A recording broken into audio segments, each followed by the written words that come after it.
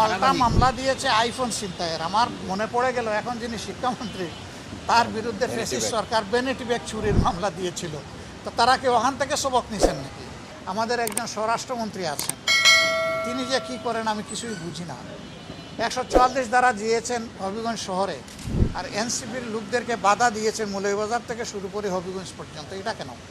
দেখা যাবে কি এই ছেলে মায়ের গিয়েছে, চোখ গিয়েছে, আর মামলায় করা আসামি যারা তাদেরকে হয়তো কিছুই করা হবে না, পাল্টা বানাওট মিথ্যা মামলা যেটা দেওয়া হয়েছে ওইটার আসামি যাদেরকে পরিকল্পিতভাবে বানানো হয়েছে অ্যাকশন তাদের উপর শুরু হয়েছে। কারো বক্তব্য কারো পছন্দ না হলে আরেকটা বক্তব্য দিয়ে তার জবাব দেবে। আর তিনি যদি কোনো গুরুতর অপরাধ করে থাকেন তাইলে আইনের আশ্রয় নেবে, কিন্তু নিজের হাতে আইন তুলে নেওয়ার অধিকার তো কেউ কাউকে দেয়নি।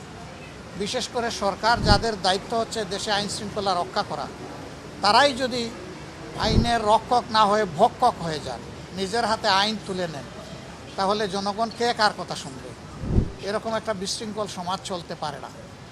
আপনারা দেখেছেন গতকাল স্থানীয় সরকার মন্ত্রীগণ একটা আক্ষেপ আফসোস করে বলেছেন যে 5 মাসে কোনো কিছুর পরিবর্তন হয় নাই, দুর্নীতি আগের চাইতে দুর্নীতির প্রবৃদ্ধি হয়েছে তিনি বলেছেন, মানে বৃদ্ধি পেয়েছে।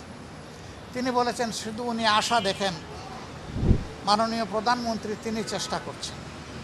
আমাদের বক্তব্য, প্রধানমন্ত্রী তো দলের প্রধান, তিনি তো সবগুলো অঙ্গ সংগঠন অভিভাবক, এবং কার্যত তিনি কোনো দলের প্রধানমন্ত্রী না, তিনি তো 18 কোটি মানুষের প্রধানমন্ত্রী।